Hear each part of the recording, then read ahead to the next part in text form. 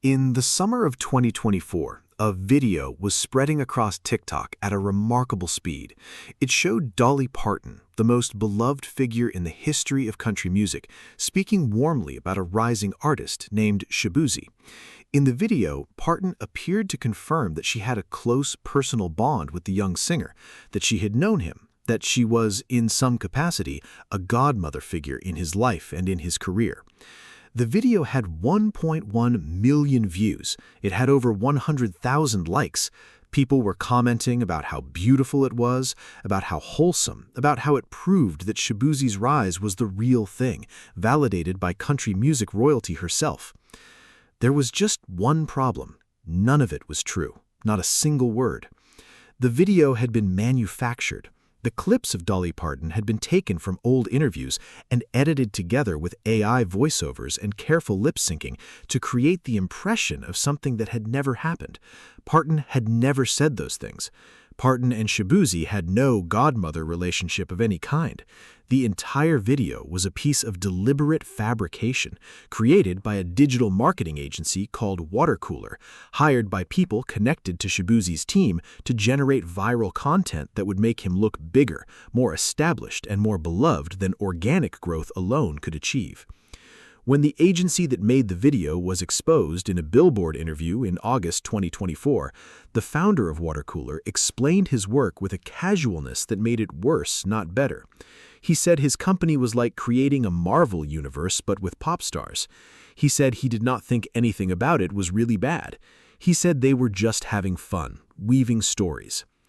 Millions of people had watched a fabricated video and believed it was real, and the people behind one of the biggest songs in America that summer had paid for that fabrication to exist.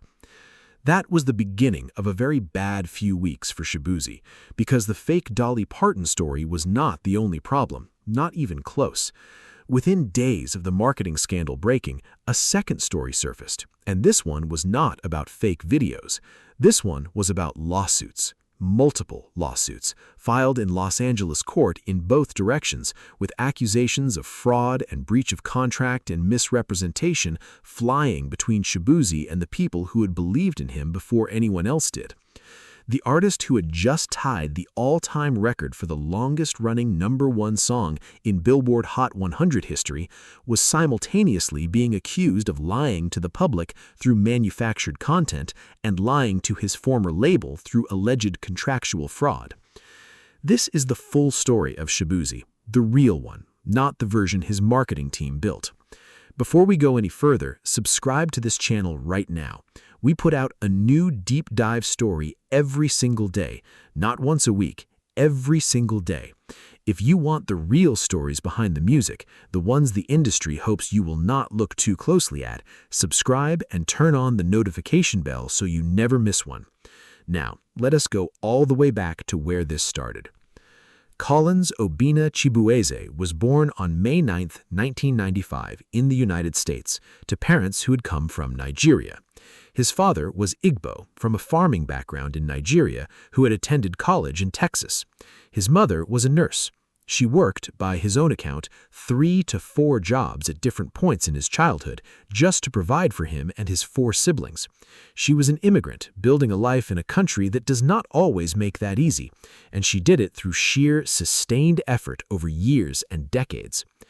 Growing up, Collins was shaped by 2 things that seem on the surface like they should not go together. His father dressed like a cowboy. He loved country music.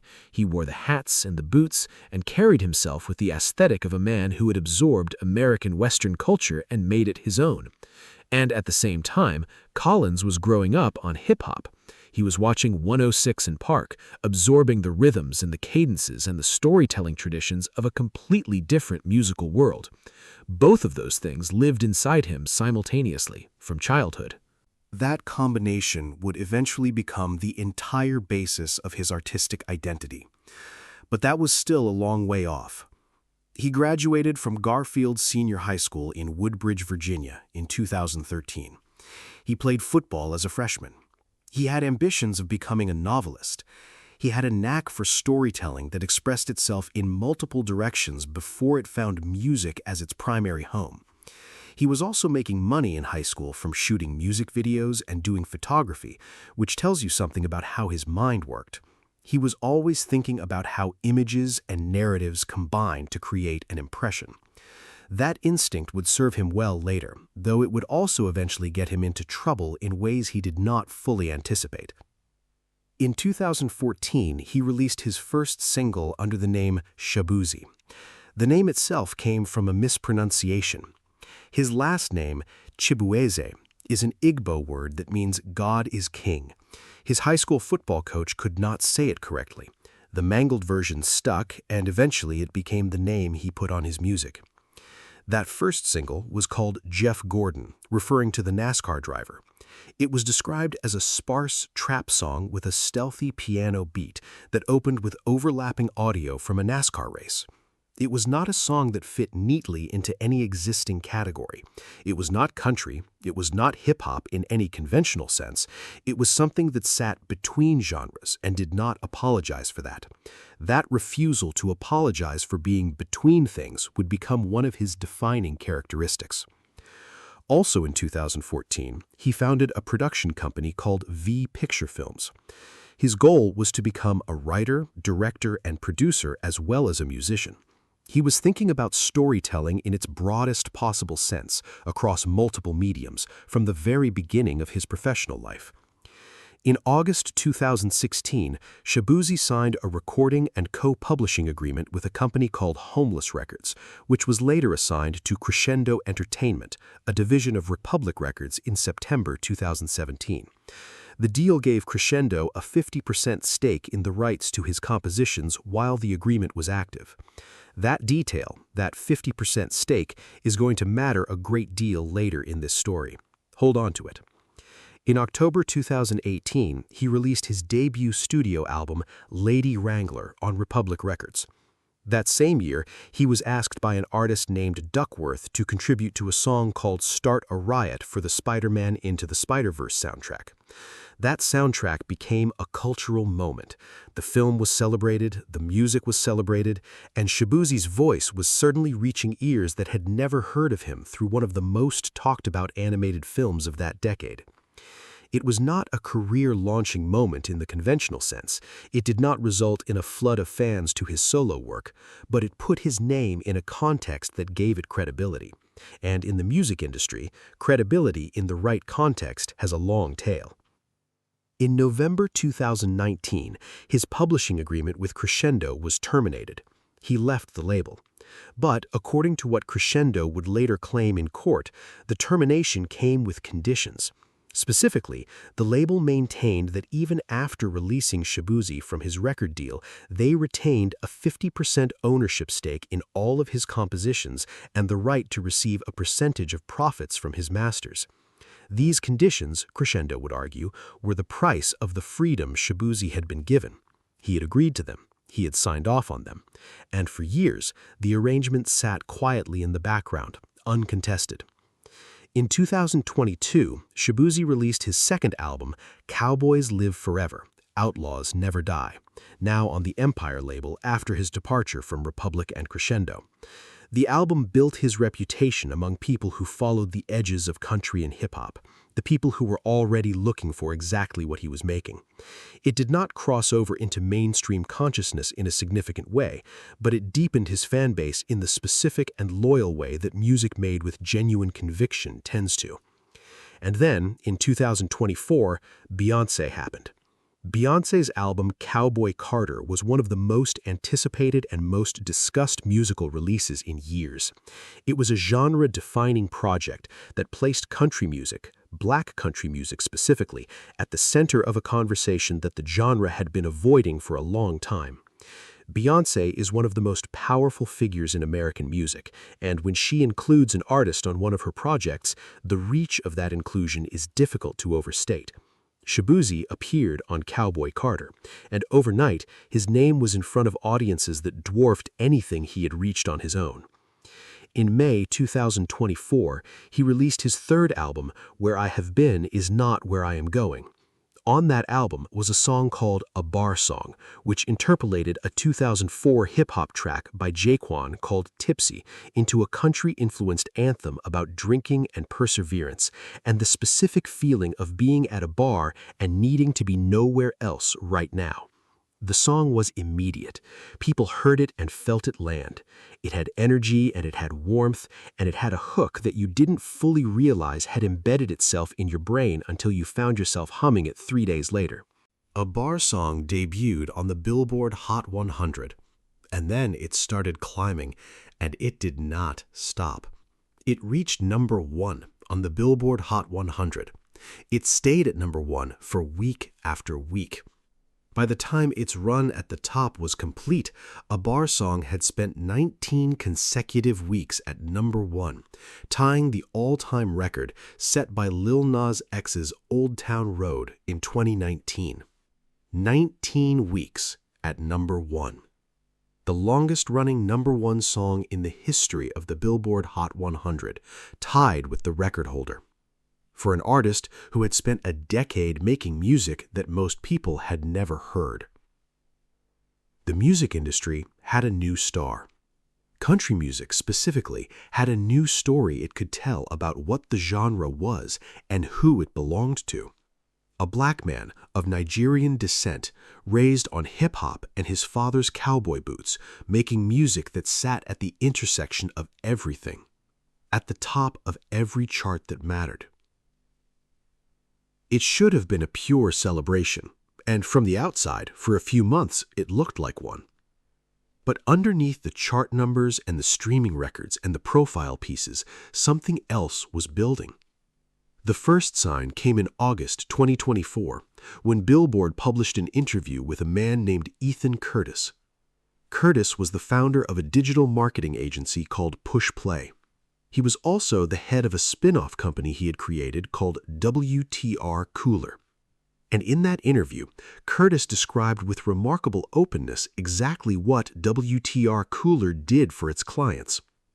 WtrCoolr was hired by artists and their teams to create what Curtis called fan fiction content for social media, specifically TikTok videos.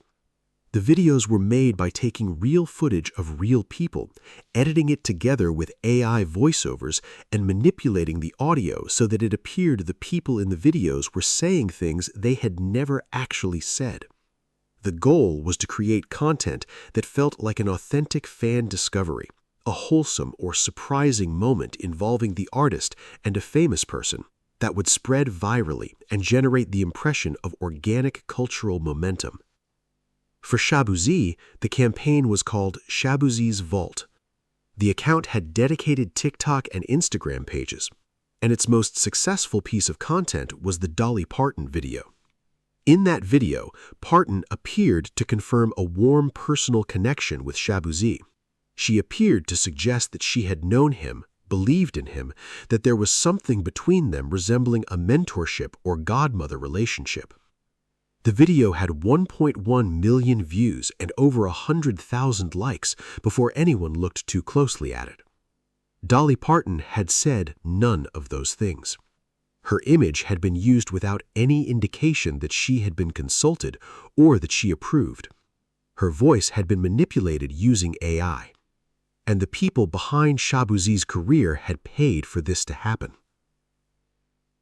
When the Billboard interview exposed what WtrCoolr was doing, the Shaboozey's Vault TikTok and Instagram pages were deleted almost immediately. The evidence of the campaign was removed as quickly as possible.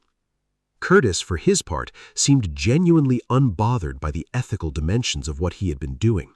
He described it as creating a Marvel universe with pop stars. He said he did not think anything about it was really bad because they did not claim the videos were true. He said they were just having fun. Millions of real people had watched those videos and had no idea they were fabricated. They had formed impressions of Shaboozey based on things that had never happened. They had shared those videos because they found them genuine and moving. And the marketing operation behind one of the biggest artists in America had built part of its strategy on deliberate deception. Shaboozey himself did not make a public statement directly addressing the revelations about WtrCoolr. His team moved to distance itself from the account by taking it down. But no explanation was offered to the audience that had been misled. No apology to Dolly Parton was made publicly. The strategy appeared to be remove the evidence and move forward as quickly as possible. And then, before the marketing story had even fully settled, the lawsuits arrived. On August 21, 2024, Shaboozey filed a lawsuit in Los Angeles. He filed it against two parties. The first was Warner Chappell Music, specifically its subsidiary Warner Tamerlane. The second was Kreshendo Entertainment, his former label. The lawsuit laid out a specific legal argument. Shaboozey claimed that his publishing administration deal with Warner Tamerlane contained an acceleration clause. That clause, he argued, allowed him to pay 110% of any outstanding advances that had been paid to him, and in doing so, exit the deal early. Given that A Bar Song was at #1 and generating enormous streaming revenue, exercising that clause would be an extremely smart financial move. Getting out from under a deal negotiated before his breakthrough meant controlling more of the money his music was now generating. The problem, according to his lawyers, was that Warner had refused to cooperate. His legal team had sent a letter requesting the total amount of unrecouped advances so they could calculate what the 110% payoff would require. Warner had not provided that information. Without the number, the clause could not be exercised.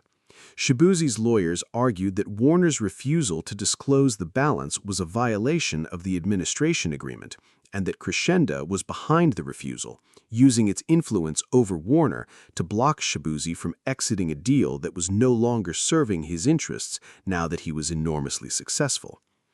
2 days later, on August 23, 2024, Kreshendo filed its own lawsuit, and it came with language that was pointed and direct. Kreshendo acknowledged that Shaboozey had released him from his record deal in 2019, but it argued forcefully that the release had come with specific and binding conditions, conditions that Shaboozey had agreed to, conditions that gave Kreshendo a 50% stake in all of his compositions and the right to receive a percentage of profits from his masters in perpetuity. These conditions were not hidden or buried in fine print, according to Kreshendo. They were the explicit terms of the separation agreement. Shaboozey had signed off on them, and for years, while he was still a relatively unknown artist, he had operated within them without any apparent objection. Kreshendo's lawyers made a specific and pointed observation in the complaint. They noted that Shaboozey had no issue with any of the terms of his agreements for years. He had not disputed the 50% stake when his music was reaching small audiences. He had not raised concerns about Kreshendo's rights when the stakes were low. It was only after A Bar Song became a massive hit, only after the money involved grew from modest to enormous, that he suddenly had a problem with the terms he had expressly agreed to. The complaint described Shaboozey's conduct as fraud and misrepresentation. It accused him of directing Warner to stop paying Kreshendo, of making false statements about the nature of their contractual relationship, and of attempting to use the legal system to strip Kreshendo of rights it had legitimately earned by investing in an unknown artist at a time when no one else was paying attention. The complaint contained a line that was widely quoted when the lawsuit became public. Kreshendo wrote that before Shaboozey became the well-known artist he is today, he was an unknown artist that they believed in, that they had agreed to invest their time and money to help him develop and reach success in the music industry. And now, at the moment when that investment was finally paying off at the highest possible level, they were claiming he was trying to cut them out entirely. The picture that emerged from the two lawsuits was complicated and layered. On one side, an artist who had signed a deal as an unknown in conditions that were not favorable to him, and who was now trying to use the legal tools available to him to gain control of his own work at the moment when that work had finally become valuable. On the other side, a company that had taken a risk on an unproven artist, given him a path, and was now watching him attempt to use the success that path had helped enable to eliminate their stake in the outcome. Both of those things can be true simultaneously. Both of those things are true simultaneously in the music industry constantly, which is one of the reasons that music industry contract disputes are so common and so bitter. The structural reality of how recording and publishing deals work almost guarantees that the moment an artist becomes genuinely successful, the terms of the deals they signed when they were unknown feel exploitive in hindsight, even when they were standard at the time. What made Shaboozey's situation particularly visible was the timing. The lawsuits were filed while A Bar Song was still at #1, while the marketing scandal was still fresh, while his name was everywhere, and the contrast between the public celebration of his success and the private legal warfare over who owned that success was impossible to ignore.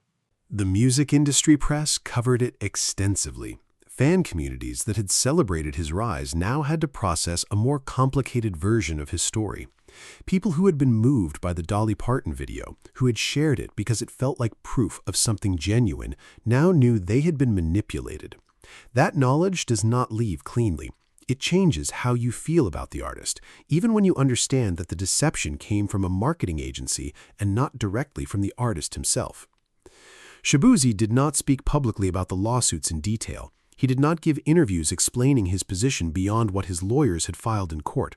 He kept making music. He kept performing. He kept building the career that was now tangled in litigation on multiple fronts.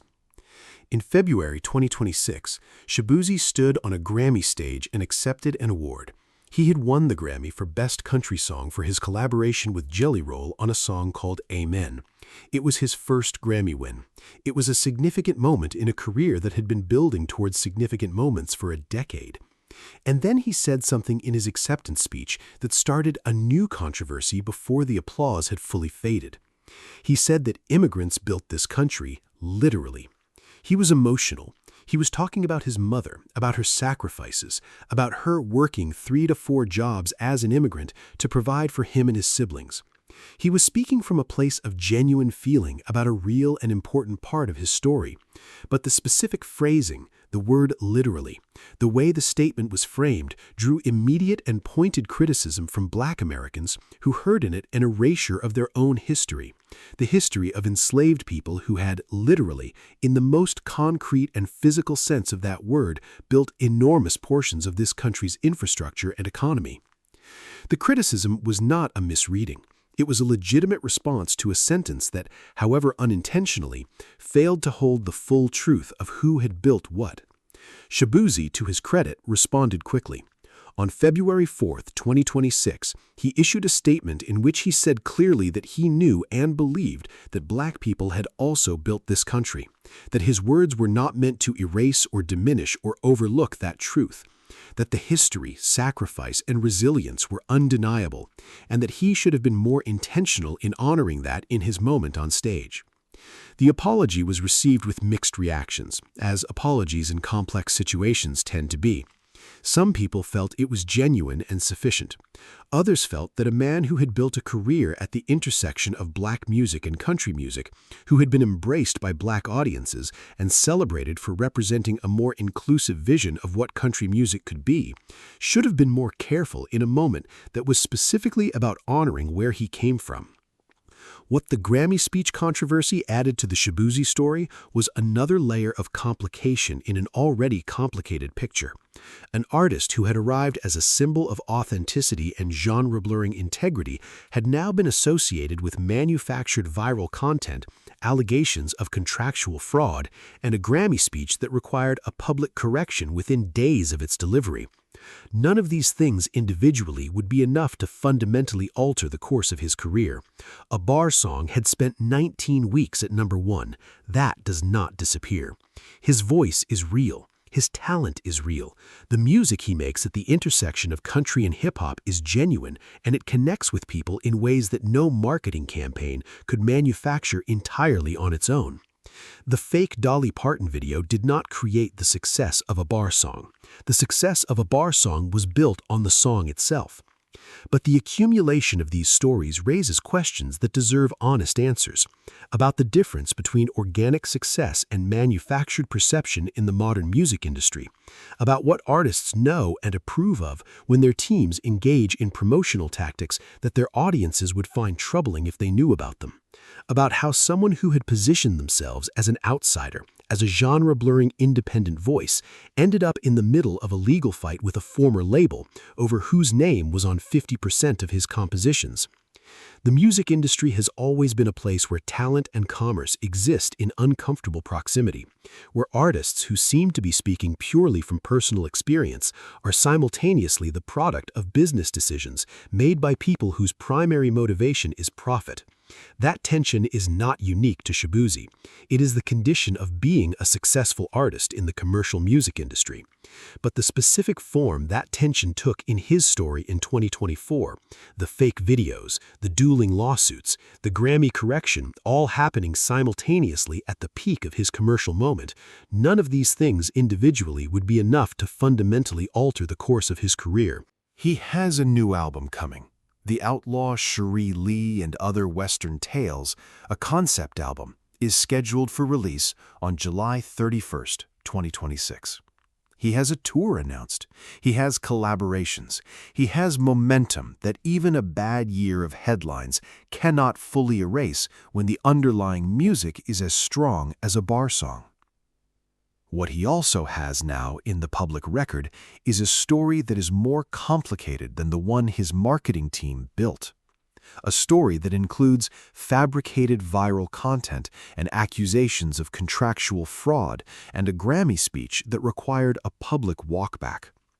A story that the people who loved a bar song deserve to know about because they made that song #1 with their streams and their purchases and their genuine emotional responses to music they believed in. The least any of them deserve is the truth about the person who made it. That is what this channel does every single day. Not the version that gets sold to you, the version that actually happened. Subscribe right now if you are not already subscribed. We are here every single day with stories like this one. Stories the music industry would rather you did not examine too closely. Hit subscribe, turn on the notification bell, and drop your thoughts in the comments below. Did the fake marketing scandal change how you feel about Shaboozey? Do you think the music industry trapped him in a bad contract, or do you think he tried to take something that was not his to take? And what do you make of the Grammy speech? Drop it all below. I read every single comment, every one. And I will see you tomorrow with a new story.